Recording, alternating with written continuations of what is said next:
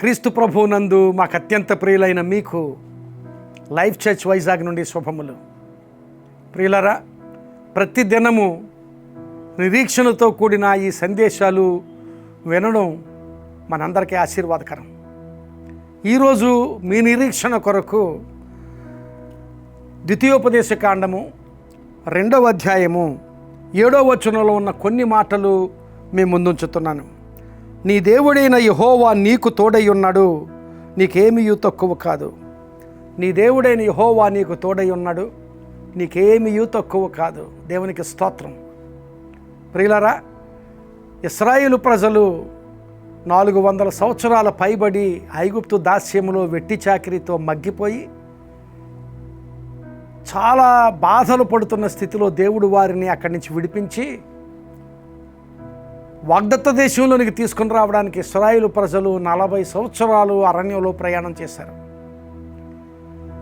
అరణ్యంలో ప్రయాణం చేసినంత కాలం కూడా దేవుడు వారికి తోడుగా ఉండి ఎన్నో శ్రమలలో నుంచి వారిని విడిపించి, వారిని పోషించి, వారిని నడిపించి ఈ వాగ్దత్త దేశంలోనికి తీసుకుని రాబోతున్నాడు.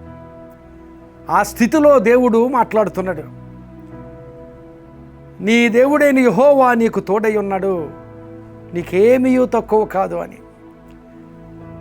నీవు శ్రమలో ఉన్నప్పుడు, నీ అరణ్య ప్రయాణంలో ఉన్నప్పుడు ఎన్నో శ్రమలు, ఎన్నో ఆపదలు, ఎంతో అవసరత, వాటన్నిటి నుండి దేవుడు నీకు విడుదలనిచ్చాడు. వాటన్నిటిలో నీకు తోడుగా ఉండి నిన్ను ఆదరించి, నిన్ను పోషించి నడిపించాడు.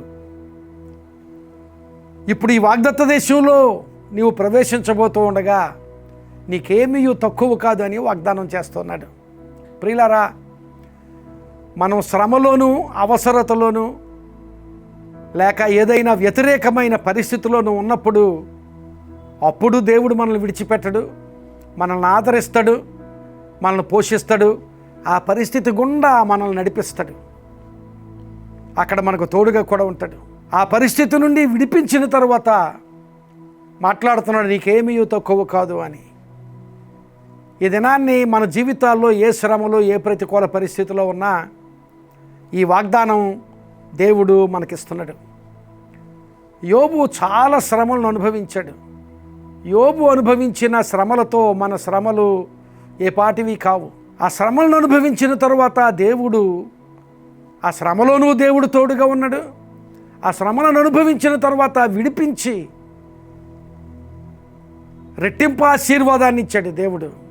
నీకేమీయూ తక్కువ కాదు అన్నట్లుగా దేవుడు యోబును ఉన్నతమైన స్థితిలో ఉంచాడు. ఆ శ్రమలను అనుభవించి విడిపించబడిన తరువాత యోబు 140 సంవత్సరాలు అలాంటి ఉన్నతమైన ఏమీ తక్కువ కాదు అన్న ఆశీర్వాదంలో బ్రతికాడు. దావీదును గురించి చూస్తే, సౌలు రాజుగా ఉన్నప్పుడు సౌలు దావీదు మీద పగబట్టి దావీదును చంపాలని దావీదును తరుముతూ ఉంటే దావీదు అరణ్యంలో పారిపోతూ కొన్ని సంవత్సరాలు పారిపోతూనే గడిపాడు దావీదు.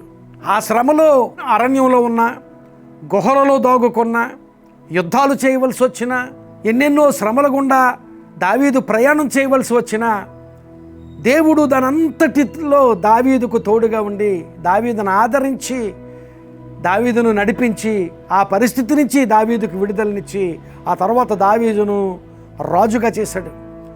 రాజుగా దావీదును దేవుడు నియమించిన తర్వాత 40 సంవత్సరాలు రాజుగా దావీదు పరిపాలన చేసిన సంగతి మనకు తెలుసు. శ్రమలో ఉన్నప్పుడు యోబును ఆదుకున్నాడు, దావీదును ఆదుకున్నాడు. శ్రమలో ఉన్నప్పుడు యోబుకు తోడుగా ఉన్నాడు, దావీదుకు తోడుగా ఉన్నాడు. శ్రమలో ఉన్నప్పుడు యోబును, దావీదును కూడా దేవుడు ఆదరించాడు. వారిద్దరిని కూడా శ్రమ నుంచి విడిపించాడు.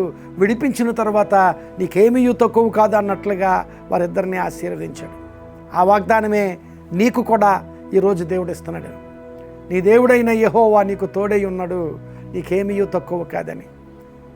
ఒకవేళ ఏదైనా శ్రమలో ఉన్నావా, ఏదైనా ప్రతికూలతలో ఉన్నావా, ఏదైనా ఇబ్బందిలో, వ్యతిరేకమైన పరిస్థితిలో ఉన్నావా, ఆ పరిస్థితిలో దేవుడు నీకు తోడుగా ఉంటాడు, నిన్ను ఆదరిస్తాడు, నిన్ను పోషిస్తాడు, నిన్ను నడిపిస్తాడు.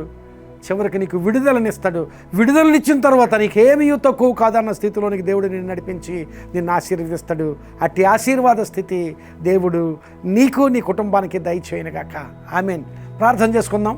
పరిశుద్ధుడా, కృప కలిగిన మా తండ్రి, ఈ మాటలు మాకు వినిపింపచేసినందుకు మీకు స్తోత్రాలు. నిజమే, మా శ్రమలలో మాకు తోడుగా ఉండి మమ్మల్ని ఆదరించి మమ్మల్ని పోషించి నడిపించే దేవుడవు.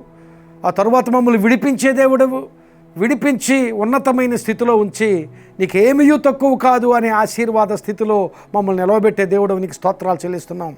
ఈ మాటలు విన్న వారందరూ ఈ వాగ్దానాన్ని స్వీకరించి ఆ వాగ్దానాన్ని స్వతంత్రించుకొని ఆశీర్వదించబడగలిగే అనుభవాలు దయచేయమని ప్రార్థన చేస్తూ, వారికి ఏమీ తక్కువ కాని స్థితిలో వారిని ఉంచమని ప్రార్థన చేస్తూ, ప్రభా విన్నవారిని అందరినీ దీవించమని, వారిని వారి కుటుంబాలను బహుగా దీవించమని ప్రార్థన చేస్తూ యేసు నామమున అడుగుచున్నాను తండ్రి.